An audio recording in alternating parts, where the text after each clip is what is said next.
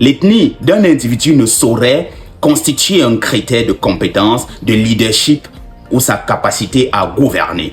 Nous sommes à quelques mois de la prochaine élection présidentielle et notre cher et beau pays, le Cameroun, fait malheureusement face à un phénomène préoccupant qui menace la cohésion nationale et l'objectivité du choix politique. La montée des discours tribaux. Sur les réseaux sociaux et dans des débats médiatiques, de plus en plus de voix s'élèvent pour discréditer des candidats sur la base de leur appartenance ethnique, oubliant les critères fondamentaux qui devraient guider le choix des électeurs. Il est temps de dénoncer cette dérive et remettre l'intérêt collectif au centre du débat politique. L'ethnie d'un individu ne saurait constituer un critère de compétence, de leadership ou sa capacité à gouverner.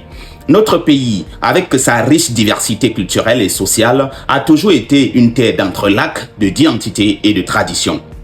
Il est injuste, réducteur de réduire un candidat à sa tribu, comme si cela avait une quelconque incidence sur ses aptitudes à diriger. Ce n'est pas l'appartenance ethnique qui fait le leader, mais la vision qu'il porte pour la nation, son sens des responsabilités et ses compétences. Nous devons nous éloigner de cette logique tribale qui, au fond, divise et fragilise la société. Concentrons-nous sur les véritables enjeux de cette élection présidentielle qui se profile à l'horizon.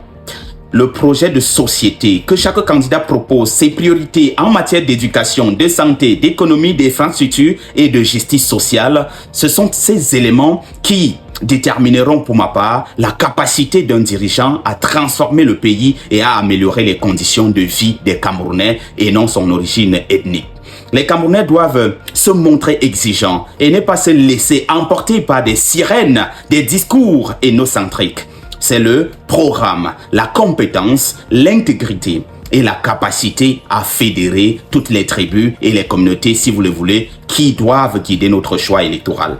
En unissant nos forces pour des idéaux communs, nous pourrons donner au Cameroun un leadership fort, un leadership éclairé, un leadership capable de faire face aux défis de demain. Faisons taire les voix tribalistes et remettons des valeurs de l'unité nationale, du progrès et de l'amour de la patrie au centre des débats politiques. La véritable question n'est pas d'où vient un candidat, mais où il compte amener le pays. Le Cameroun doit s'engager dans un processus de transformation positive, guidé par des principes de justice, d'égalité et de respect pour la diversité, loin des logiques tribales réductrices.